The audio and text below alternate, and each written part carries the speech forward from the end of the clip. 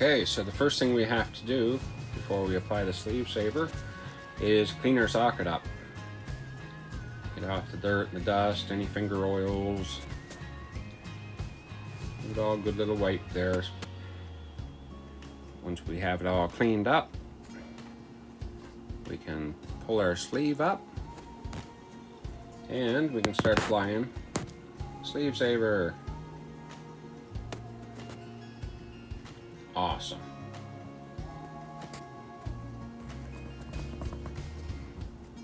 So we always start at the back. You'll see why later, but it's because it's the lowest point on your prosthetic. So when you pull your sleeve down later, it'll be the last place exposed. So I just go around the socket roughly first to get to the right length. I leave the plastic backing on it, and when I get around, we just cut it off.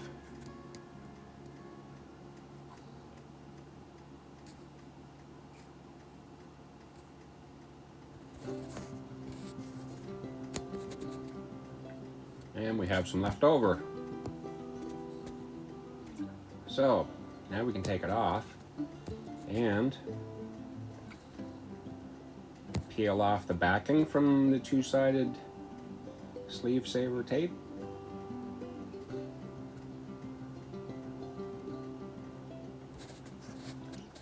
And I gotta tell you, sleeve saver was specially formulated for this exact purpose, to be used on prosthesis.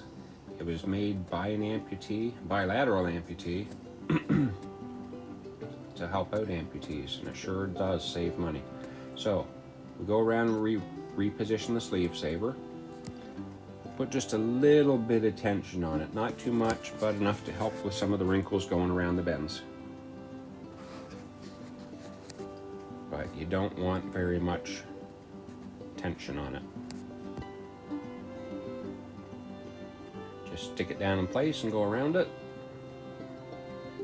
Don't go over the edge. You just need to go to the edge. You're not protecting the top, you're protecting the sides and the front. If you went over the edge, then when you put your leg in, you'd end up catching the sleeve saver and pushing it in with you or tearing a piece off. Certainly wouldn't be comfortable.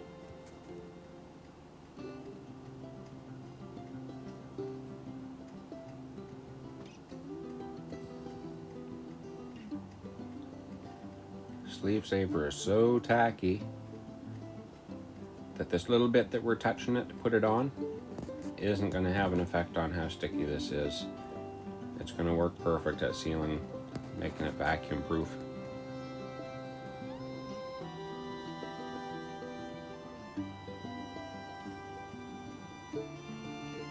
So when you make your way back around, we'll have to join it up and then cut it off. And then we have another piece we can use for a patch or to put away for another use. Maybe help a friend out.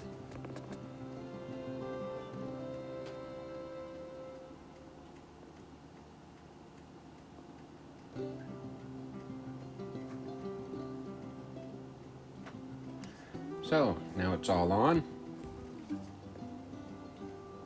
I usually take a little piece of plastic, the backing, and just go around and stick down any spots that are puckered up or have air under them.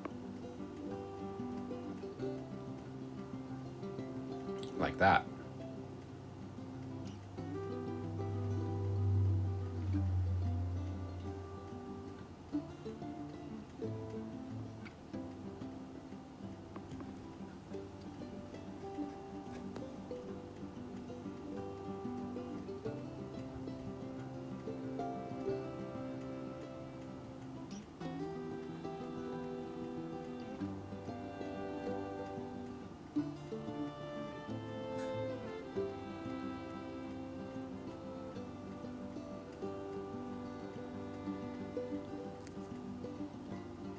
Top edges, well, both edges are pretty important, so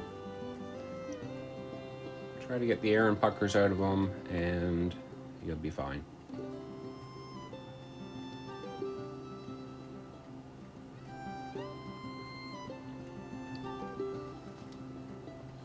There, all done. Now let's put it on and try it out. You're gonna roll your sleeve back down. And now you got a good seal all the way around. It's not gonna creep up or down. You don't need to tape the bottom up anymore.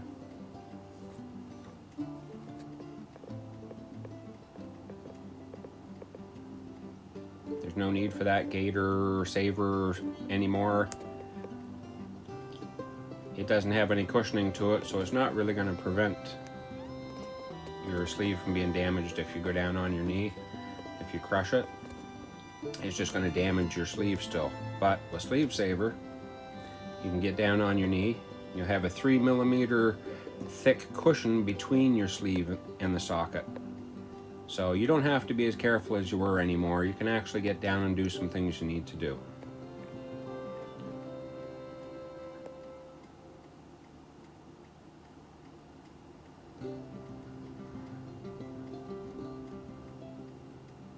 At night time, or when you take it off, roll down being careful, making sure it doesn't catch the edge, and pull the SleevSaver down with your sleeve. You only need to bring it down to the back shelf on your socket. You don't want it to fall down on the floor and have to get it all back turned around right.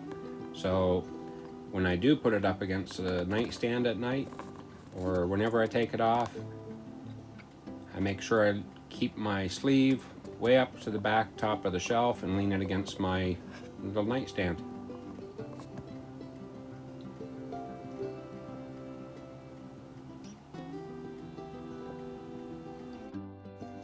So now that we're all done, when do we actually have to take it off and clean it? Where do we go from here? So SleevSaver is washable. Wash it with some soap and water under your tap, rinse it, air dry it, and you'll have your tackiness right back, almost like it was new again, and you can reapply. You know you need to reapply when your edges start getting unstuck and starting to get lint from your clothing and stuff in it. When it starts to get unstuck a ways, then it's time to take it off, clean it up, and reapply it.